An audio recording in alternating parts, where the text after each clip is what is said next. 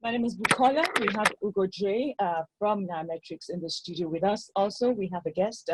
He'll get to introduce himself in the course of the show. Another interesting guest he is. Good morning, Ugo. Good morning. How are you? We're good. All right, there are two Ugos now, so I think I'm going to go Ugo 𝗕𝙂𝗫 before we pass it on to you. They're both Ugos. I think this is the first time that I'm going to be getting like a namesake on the show, but it's all good. It's all good. Welcome, Lagos. Good morning to Business Half Hour. We do this every Monday, 8 to 8:30. If you're in that Third Mainland traffic or you're finding your way through 𝗕𝙤𝙤 Road or one of those corridors you have around Lagos, this show, we're going to keep you company and make sure that you have a very good time while you get to work. So today, we have another special guest. We do this every Monday. We get interesting people doing amazing things in the world of business in Nigeria. Not a lot of all these big names you hear, but these guys are doing incredible stuff, things that are like businesses for the future. And we've got another amazing guest today coming to discuss something that you usually hear around 7:30 to 7:45 on Classic FM, sports. We're going to discuss the business side of sports today. And I'm really, really excited to introduce our guest to you. So as usual, we're going to let him introduce himself and what he does succinctly. So go ahead, sir. I feel like I'm on the spot, but my name is Ugo Udezue. I am a sports entrepreneur. I'm in the business of sports and sports apparel production. Fantastic. In case you guys know, that simple. This is a very modest introduction. guys, if you're listening, this cap here, I could remember like 3-4 years ago, basically brought a different kind of NBA to Nigeria. Like you could go to, well, what's that place called in VI again? Where you have Hard Rock Cafe, Landmark. Yeah. And we're having incredible basketball games. You like it was like as if you were in the NBA, had that feeling, you know. And then I think sometime they moved it to the National Stadium or stuff like that. So you do incredible stuff here. Like put things like that together is just amazing. So this is your modest introduction. It's not going to work. Thank you. All right, thanks for being on the show. So, I mean, you're in the business side of sports, and a lot of people don't seem to really get that business side of sports. But before we get to that, though, how did you come up with your company? You know, AFA, is it AFA Sports? AFA. How did you come up with it? And you're 6 foot, was like 7 foot though. So, was it that you were a basketball player? You decided to move into sports? Or like, tell us the story around it. Yeah, I was a basketball player. I actually grew up here in Nigeria, and sports has always been something I've been passionate about.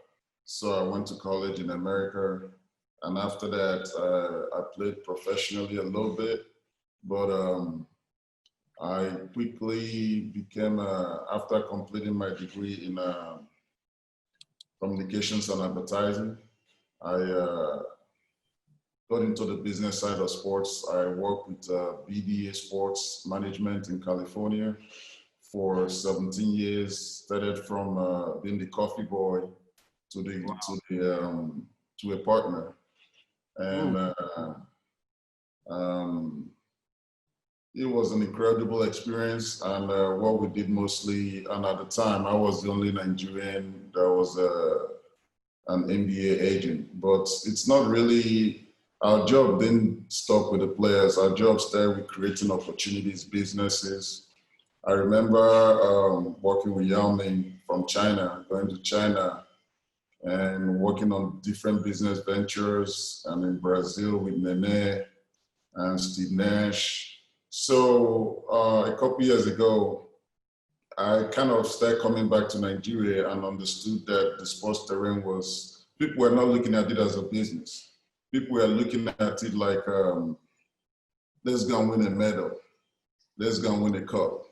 I don't look at it like that. I look at it as a business opportunity and creating wealth. And also sports is like music, you know, you can use it to spread values across the world as much as possible. And then you look at it, we have all the ingredients to make a very powerful sports nation. We have this physiology of most of the players you see in the NBA have origins from Nigeria and across the world. So, and we have the people, the manpower, and the opportunity. That was when we started the basketball league you mentioned. And the basketball league for me wasn't just about let's go and win a game. Sometimes we don't even care who was playing. We wanted people to have a good time. Yeah. It wasn't about going to win a medal. You know, imagine if you can have 2,000, 3,000 people in each city, in about 8 cities at the same weekend, making having a good time, buying drinks, eating pop. It's like almost like a nightclub or church. What you had, it was a social event. And I think we'll succeed. We showed the world that this can be done in Nigeria. And at the time, I told people the NBA will be here in 5 years. And I guessed wrongly. I became in 2 years. Then when we were doing the sports, the basketball events, I noticed that we couldn't find quality products. We couldn't find good shoes. If you went to the Nike store, it was all, for obvious reasons that I now know, they had older products. Or you couldn't find quality basketballs or training jerseys, etc. And I remember reaching out to Nike and saying, can you sponsor us, get us something? And the first thing they said that Africa was not in their plans. And I was like, oh, wow, okay, that's an opportunity, not a disappointment. That's how AFA Sports started. And when we started, we, and also noticed like when we played basketball, we played in, we didn't play in air-conditioned gyms like the basketball were designed for. So they were very sweaty and people dropped the ball a lot. So we designed a ball that absorbs sweat. So we designed a ball that made it easy for people to play here, and it was very successful. And you know, that's I never even thought about moving permanently to Nigeria. But when this opportunity came about, I thought it would be a huge endeavor, not just for the sports grassroots, but also I saw what some of the other companies were doing, like sponsoring Nigerian team, making jerseys, selling them outside the country, you know, creating a lot of revenue from Nigerians in diaspora, and there was no productivity or jobs created from that in Nigeria. So I took it personal and said these things have to change, and the only way for them to respect us is for them to see that we can do this by ourselves. So that kind of found the basis for AFA Sports.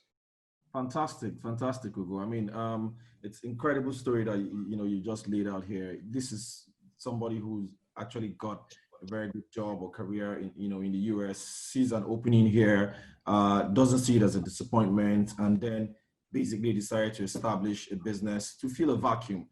These things take time, and it's important for everybody to know that. I mean, like 5 years ago, you were having an amazing, show that I actually did love. And then it takes time for things to germinate. Things just don't blow up all of a sudden. People just see things blow up now and they think that it just happened. They don't realize that a lot of work has gone in the background, right?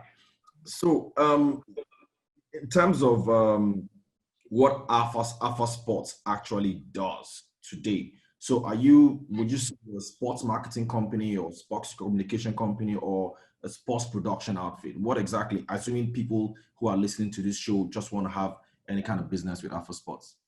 We make sports products, not just sports products, we make athleisure products. We make products that are implying for sports, but you can wear in your everyday activities, whether it's lounging at home, taking a walk, or going to the supermarket, or even going to your office. We're trying to make simplicity the new cool. And, and also one of our opportunities is making products that the fabrics or the color or style reflect the Nigerian environment. So that's really what we do. Our products are designed for the African market. And we take it very personal to make sure we get our products are comparable or even better from what you normally get from other sports companies overseas. All right, I like that aspect when you talked about getting other products that are comparable, because you know Nigerians have a way of looking down on what comes from them. If it's not, you mentioned the sports outfits, Nike, and you know, if it's not from them, they don't want to go with it. So it's now knowing that your product actually matches with any of their products. So there's no looking down on what has been produced by you. So that is that I think is very, very important. If we don't tell you, most people even think we're a foreign brand. If we don't tell you we're made in Nigeria, you won't even know. Mm-hmm. You know, because quality is key. We don't want people to support us because we're just Nigerian. We want people to support us because we give good products. That is our pride and joy.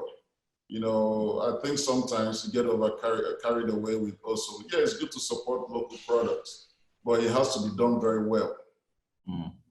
AFA is not Alpha, it is Africa for Africa, right? Correct. Okay. I mean, that was how the name was coined. It's still AFA Sports, but when we started initially, we were looking for a name, and you know, it was part of what we tried to do. Because we're not just a sports company. We're not just a sports company. We're not just a sports company. We're also we want to send the messages that we try to do and what we try to do at all times. And we try to make sure that our core values are reflected not just in our products and in everything else we do. Ugo, you know what? You said something. You said you were from a coffee boy to a partner. And I'm always very interested in the backstory of how people develop. How did your journey as a coffee boy start to now becoming a partner who decided to come back home and, you know, bless his community with what he has? Well, I think, you know, in the industry at the time, right, I remember, you know, sports being my passion, and getting into the sports business in the US was very tough, especially for a Nigerian, because of obvious reputation issues, because you're involved with dealing with clients and also resources. So I remember getting to my first interview and with Bill Duffy, who is my principal at the time, and I said, he told me, oh, give me 6 months, you know, I'll get back to you. I said, no, I'll work for free. I'll work for free, I'll make the sacrifice. So I actually worked for free for 3 months, and I'll just come to the office, do whatever anyone needed to do and at some point, just because, you know, you have an accent, and because people like you have never been in that business, so I have to prove my way. And I remember my first recruiting, there was a player that they were finding difficult to recruit on the firm. His name is 𝗕𝙂𝗲𝗀𝗀𝗀 𝗲𝗂𝗓. He's from Côte d'Ivoire at Rutgers University. So I said, oh, I'll get it done. They were like, really? So I just took off on my own, paid my own way, got there. In 3 months, I signed the kid. And from there, you know, they were like, wow, this guy is really good. And from there, even when it came to be an agent, they told me, oh, wait another year, we're not ready for you. I went for behind their back and signed up and registered and passed. And I told them one day I came out of the office, I'm an agent now. They were like, oh, wow, okay. So I kind of got my own seat to the table and had to work extra to make sure I was recognized. And after a while, it was smooth sailing from there. So it's a lesson for everybody. Sometimes you just have to make a seat for yourself at the table. Exactly. And sometimes you also have to if you believe in yourself, bet on yourself. Don't wait for, if you really think you're really good, don't wait for it. Just go do it. And you got to prove yourself too. And it's not just by, you know, by saying you can do it. You actually have to do the work. Right. So I guess we're going to go on a short break, right, Ifeanyi? Yes. All right. So All we'll right, be back in just 2 minutes break. Thank you. All right, we'll be back shortly.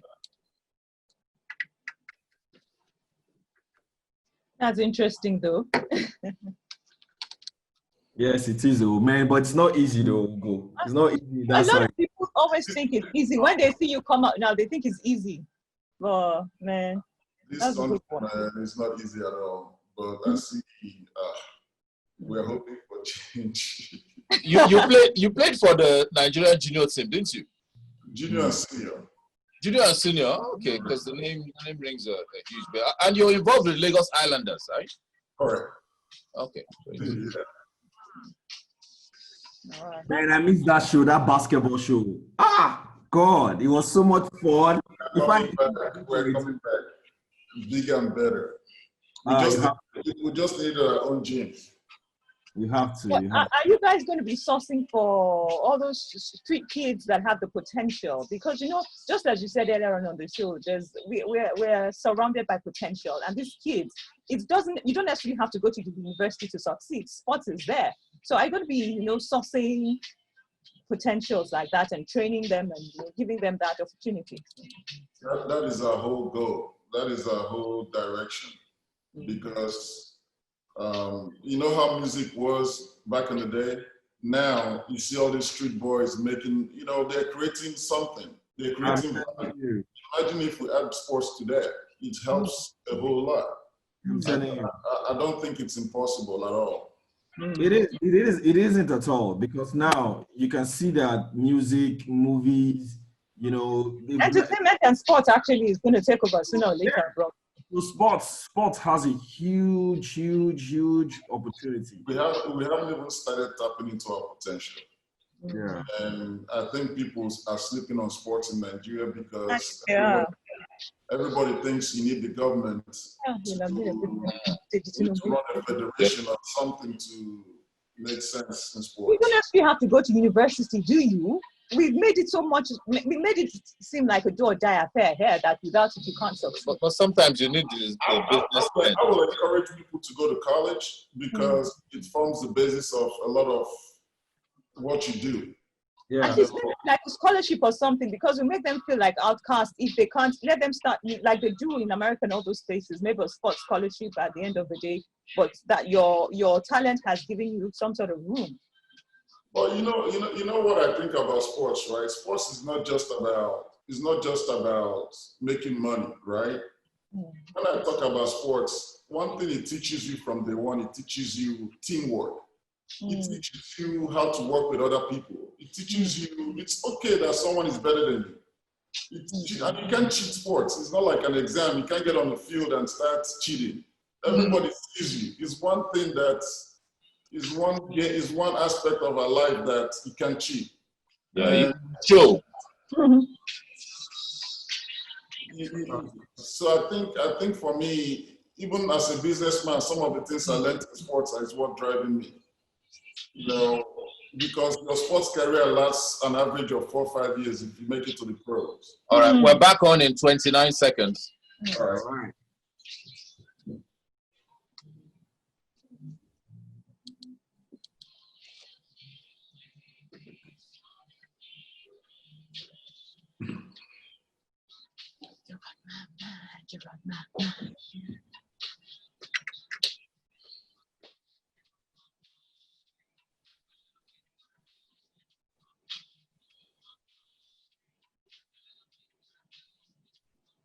Oh yes, every little thing you do. You're on our mind here on Classic FM 97.3 station that plays every song you know. It is still business half hour in conjunction with 𝗕𝗏𝗏𝗔𝗏. I am 𝗕𝗏𝗏𝗏𝗏. My name is 𝗕𝗂𝘀𝗶𝗲𝗀, and we have Ugo Squared in the studio with us today. Ugo Udezue from 𝗕𝗏𝗏𝗏𝗏𝗏. We're talking sports this morning, and it's quite an interesting one. All right, back. Because it is 𝗕𝗏𝗏𝗏𝗏𝗏. Amazing time we're having. I mean, like if you're at when we had the break, we had an amazing discussion as well, Ugo. And we're just talking about the business of sports and how there's just so much opportunities. If you're thinking about the music industry and how it's blown, and maybe the movie industry, Nollywood, imagine what sports is going to be like in the next 5 to 10 years in Nigeria. It's just going to be huge, because there's a whole lot of potential here. So we've been talking to Ugo Udezue, who is the founder and CEO of AFA Sports. So Ugo, I mean, I love that you said you're into production, you know, of sports goods. So just to bring it home to, you know, Nigerians and people listening to this show, when you say you're into production, what kind of products do you make specifically? Is it basketballs, is it t-shirts, is it shoes? Is it something that people can find and buy and, you know, be proud of wearing? What exactly is that product? We make everything. Shoes, we make most of our shoes overseas, but we also started production of our apparels earlier this year in Nigeria. We have a factory here in 𝗕𝘂𝗀𝗀. We make all our products here: t-shirts, hoodies, leggings, any sports apparel you find in a normal sports store is created here. You make them here in Nigeria? In this office I'm sitting in. Wow, Bukola, are you hearing that? It's really interesting. But you know, it goes to show that we can actually do things. We don't necessarily have to wait for something to come from over the sea to us. We can do it within our own environment. When you see our products, when people see it, they say this is made in Nigeria. That's the first thing they say. Where's your factory, Ugo? Exactly. We have one here in 𝗕𝘂𝗀𝗀, in this office I'm sitting in. We have a bigger one that we work with in Satellite Town.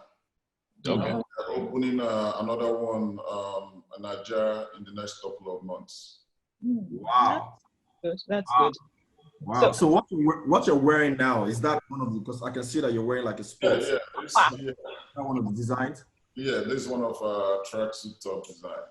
And this was made like here in Nigeria as well? Correct. Incredible. So how do you, I mean, like people have always complained about producing things in Nigeria, like access to funding, you know, equipment, skill, manpower. Yeah, how do you cope with those things? Let's even start with funding. How do you deal with your funding issues? I think, you know, one thing I've learned here is, you know, the good thing, I've been involved in some businesses before moving here. And when you start off, everybody wants to come in and think everything has to be organized the first day. Trust me, my first 2 years were chaos. But things keep getting better as you learn on the job. You know, before I did this, I've never run a shoe company before or apparel. I've never been in production. It was all based on passion and reading a lot and understanding what it needs to get done. So to get into production, and there's a lot of, you know, intuition involved in this, because if we didn't do that before COVID, we would have been dead in the water by now. But last year, I kept getting, I kept feeling like we need to do something. I come from a background, my father was in a lot in production, and like it really hurt him economically and hurt our family. So I was so anti-production, Nigerian production. But then I said, it has to be done here for it to be, you know, for we to get the quality and understanding, and we lose sight of what we do if we can't use this to employ and add something to the economy. So we started with a sample production room and understood production process through that. You know, we didn't start big, we started small. We started making small products, understanding how to run and operate a small sample. And from there we expanded. And we haven't, you know, when you talk about sourcing funding, one thing we've done also very well is we've made sure our investor integrity was right. We made sure our books was always correct. We made sure that anybody that trusted us, we can account for every pen and envelope that we spend our money on. And I think with doing that, we gain more trust with our investors. And, you know, funding became very minimal of an issue. And also we are making sales at the same time. When we first started this business, our sale wasn't even enough to, I know some of the people that used to work with me was like, what's this guy's doing? You know, they expect, you don't start a basketball game, right? Learning to play basketball and start shooting 3-pointers. It doesn't come overnight. It comes with, everybody wants instant gratification. Yeah. You know, we took our time, you know, we took our losses, but right now we are one of the biggest performing sports brands in West Africa. We ship to 32 countries. And while everybody's contracting, we are looking at expansion. So go ahead. Okay, Ugo. Talking about the leadership tussle, I know you're a major stakeholder in Nigerian basketball. Has the leadership tussle in the NBBF affected your business in any way? It has not affected my business in Nigeria at all. You know, basketball is a very minute, a very small sample of what we do. Our main business is athleisure. Our main business is you know, schools, corporations, and all that. You know, talking about the tussle you were talking about. Yes. There was some controversy because we sponsored the Nigerian women's team. But what people don't understand is, before we got there, there was no sponsors for the Nigerian women's team. And because of the tussle that was going on, the team went to play in the Afro basket, I think about 3 years ago, and they didn't have uniforms. The NBBF came to me a week before the tournament to create uniforms for the Nigerian team. And immediately we went producing in Nigeria, flew to China, and then ended up in Mali the day of the tournament to give them uniforms to play. So whether it's the tussle or what's going on, we are very proud to help our country. This is one of the reasons we started this initiative. Our goal has never been profit first. I mean, we like to make money, but we want to give back. So we're not really concerned about that. Okay. All right, that's a good one. So, Ugo. We're almost at the end of the show. It's been an amazing time with Ugo Udezue. Did he meet Kobe Bryant? My question, did you get to meet Kobe Bryant? Sorry? I said, did you get to meet? Oh, yeah, many times. Oh. Yeah, many times. I think I pretty much met, I mean, until like 3 years since I moved to Nigeria, I used to be very close to almost all the NBA players. Oh, nice. All right. Fantastic. So, Ugo, we like to end the show with like a byline. I mean, you know, what is that thing that guides you? Is there a watchword that you live by that maybe you want to share with Lagos? You never know who you might be inspiring with it. So what's that byline? I never give up. Never, ever give up. Lagos, you got that. Very simple. I never, ever give up. It sounds like a cliche though, but it's very, very true. It's Yeah, it is. I agree with you, 𝗕𝘂𝘀𝗀. So Ugo, people listening, is there any way they can get to AFA Sports? Do you have like outlets or shops or malls where people can go and buy things if they want to? The best way to go is www.afasports.com, afasports.com, and then you have all the outlets and information for sales on there. Fantastic, Lagos. 𝗕𝘂𝘀𝘀, if I that's for this week. Thank you very much, Lagos. I hope you guys are safely at work. Until we do this again next week, here we are signing out. Peace. Thanks for inviting me. I really appreciate it. Ugo's signing out. I'm going to send you guys products. Send me your information. Please do. Fantastic. All right. Bye. Thank you. Thanks, 𝗕𝘂𝘀𝘀 and the rest of the 𝗕𝗓𝑚etrics crew. Bye-bye. All right then. Bye. Thank you.